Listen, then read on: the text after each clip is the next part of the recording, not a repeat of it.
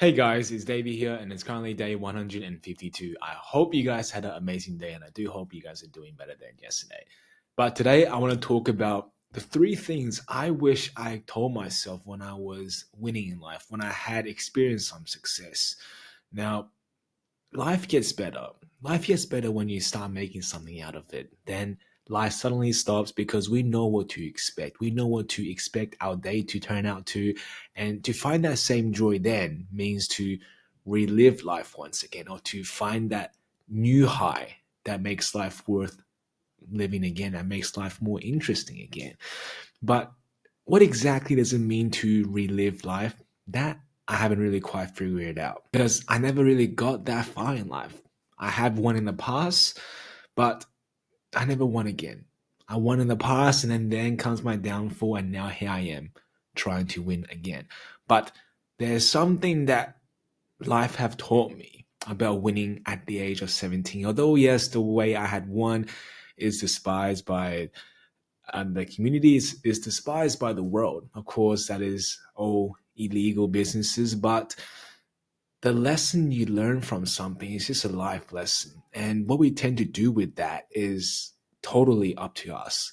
But the thing that I truly wish I could have told myself, or just three questions I should have asked myself when I was 17, would perhaps made a different ending, or perhaps put me in a different route. But nevertheless, our past happens for a reason. Things happen for a reason, and they're supposed to happen in order for us to become a better person or just to put us on a different path. Fate happens for a reason, and I truly believe that even though if I did tell myself these three questions when I was 17, being the kid that was lost, hanging around with the bad people, even though if I did tell myself these three things, I know that my past was still not turning out favorable as I had wanted to be because I was still young. I was full of ego, uh, just don't want to listen to anyone, stubborn as hell, and just a little bit of success definitely had clouded my reason. But also during that period of time, I was lost.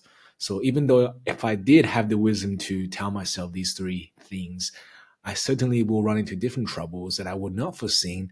And then how life will turn out for me, it is totally ambiguity. So I guess the thing I'm trying to say is that no matter what we wish our past to be different, we can never change it. Because, hey, today I might think that I have three things I want to tell myself, and maybe 2 years' time from now, I will think about 100 different things I should have told myself when I was 17. But from this day forward, there are three things that I really had thought to myself, really had reflected back on as to what really went wrong and what could have kept me in check when I was tasting a little bit of victory in life, when I was tasting a little bit of success. Three things that would have kept me in check, would have kept my ego in check, and definitely would have at least just made me more present in my matter. What I would have first questioned myself is how do I want this to end? How do I want this project, this business venture, this part of my journey to end? Exactly where is my end point? Where do I see myself in 1 year? How do I envision my story to go? That never really came into mind when I was 17. Of course, how could I think about that when I don't want to stop? How could I think about that when you're at the peak of your game, when you're winning in life, when you have all this respect, all this fame in a way, this recognition, this appreciation? How can then people from us or you stop or think about it ending when life feels so good? And this is perhaps one of my most fatal mistakes. It's not knowing exactly where I want to go, nor having exactly an endpoint to where I should stop doing what I want to do. Now, the consequence of this action led to primarily put me in jail, but I guess the bad part wasn't putting me in jail or experiencing that part of my life. The thing that really got to me is that I would never stop thinking about it now. I would never stop if I didn't know exactly when I would have stopped. I would have never stopped until either I got caught or either I end up dying. So that was the scary thing to me. And that is a scary thing power, any taste of success or victory can give to someone who had none before. It can totally drunk us, full of ego, this arrogance to keep on pushing forward, keep on pushing victory over victory until one day everything starts falling down. And that was me. I didn't intend to stop, nor do I see myself stopping, because the feeling of victory just felt too good to me. The feeling of power just felt so great to me. So by not knowing exactly where I want to go in life, by not knowing exactly where I want to stop this business venture, it ended up me not stopping at all. It ended up me falling and losing everything I did have before. But I guess one thing that did come good from this is the lesson you learn. Because life can take all our possessions away in a snap of its fingers. The police can come the next day, the government can seize your assets, everything can just go away in an instant. Because we, in reality, are kind of powerless in this world. But one thing the world cannot take from us is our mind, is the knowledge and experience we had garnished throughout the years. And this is something I had really cherished. So I wasn't really quite distraught that I had lost everything, because I know I can rebuild this. If I'd done it again, I can do it again. Of course, not illegally, which is why I'm trying to find success in a different venture. But I know that if I'd once done it again, then I can sure do it again, because I believe the hardest bit is to actually see some victory, see some success. Once you get past that hurdle, once you see that success is possible, that you can achieve it, then you know that it's not just myth and fairy tales and some spectacular thing only extraordinary people can accomplish. You'll know that you can do it. And when you have that self belief, when you believe in yourself that you can actually do this, then there's nothing really else stopping you from doing this but your own fears and doubt, which is still going to happen invariably. But the first thing I would have questioned myself when I had tasted a little bit of success, which could have made me more prudent, is to ask myself, David, when do you see yourself stopping? Is it when you're going to earn half a meal? Is it when you earn 1 meal? When do you intend to stop? Without asking myself this question, without setting this deadline, I had no intention to stop. The second thing I would have asked myself is this still me? Am I still playing by my own principles and values? Am I still acting in line with them? Would my old me agree with the decisions I made today and the choices I'm going to make for the future? Now, out of desperation and ego, I found myself making choices that went against my own principles, that went against my own values, just because the choices and decisions I made in the moment had a chance to make me feel that initial high of winning again, to make me feel great about life again. The risk surpassed the reward, but I still took it. I went against my principles, went against my values, because I know that taking this high risk could lead to a reward that will make me relive life once again. It will make me feel that initial high. It will make me feed my hungry ego. And that is so deadly. It is so deadly to be driven by ego. It's so deadly to be driven by power, by success, and not having another mind to yourself and thinking and acting like you used to. And certainly when I had made those choices, looking back at them, it was so foolish. I destroyed my reputation. I destroyed everything I hold core and I value just because I could, taste a little bit more success.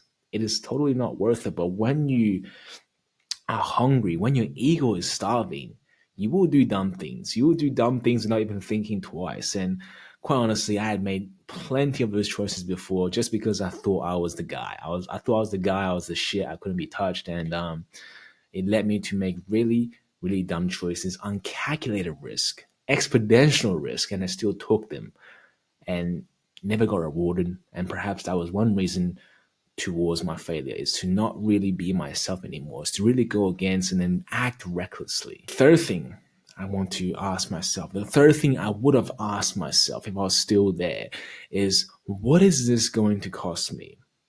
What is this going to cost me?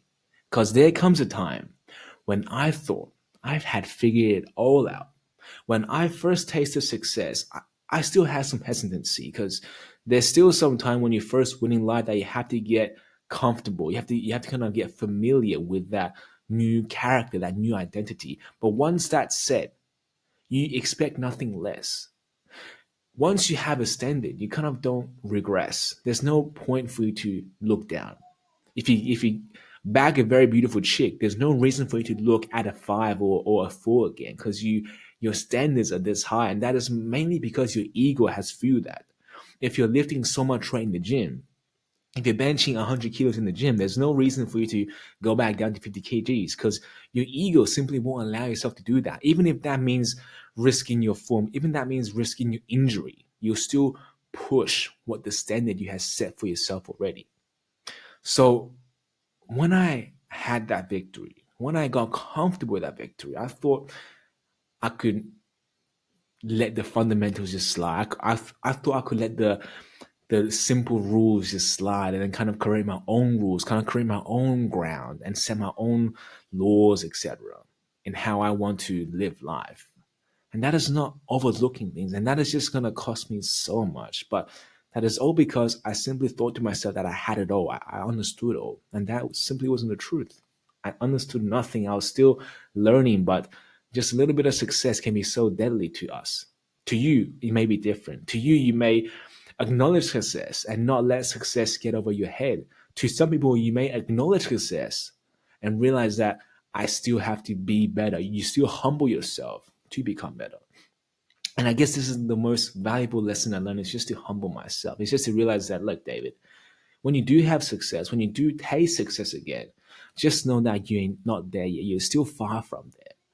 But we can only ask ourselves this question when we're actually clear as to where we are going in life, where we want to go, and where our goal lies, and how and when we want to achieve it. Because without asking ourselves the first question of when we're going to finish, how we're going to start, then we don't know when we should stop. Then we don't know if we are still us. Then we forget about our principles. We forget about our values, because we take the risk at the next big opportunity that may guarantee us success. But sometimes if we have the vision, if we have the endpoint set in mind, then we will never take the opportunity that seems like a big risk, because it falls out of place from our core principles. It falls out of line with our values. Having these rules, having these things, having these questions to ask yourself constantly is to be present, is to be conscious, is to be clear of your intentions. Now, I never was really clear with my intentions, which is why I made so many dumb choices. And taking the substances and distributing them definitely did not help me in any way build that clarity. Matter of fact, it made those judgments much worse.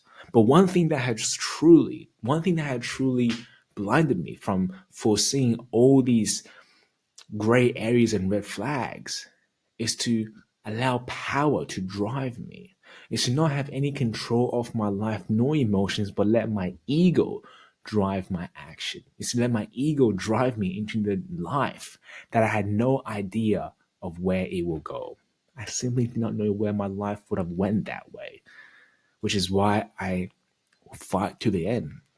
I fought to the end until I could not fight no longer, because the law had to stop me, or something had to stop me, because I acted so recklessly, I acted so ruthlessly that I thought that everything, I had to figure it out. I thought that this is how life will be from now on, because what? A little bit of victory can blind a man. A little bit of victory can blind anyone. So the key lesson is just don't let any momentary triumph stop you from seeing the bigger picture. Don't let your emotions in the moment make a choice that you regret later in the future. Because we're going to regret so many things we had done. But I will believe, and I do believe, that we will regret less if we make those choices consciously.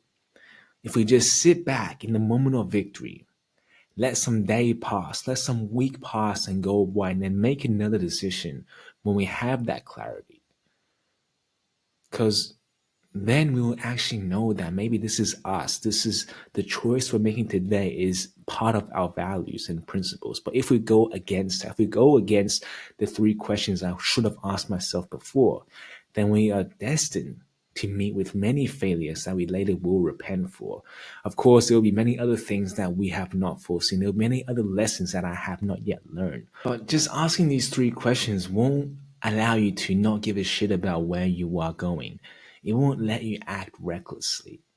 If you allow your ego to be fueled by your success, then it becomes an addiction where you won't stop until your ego is satisfied.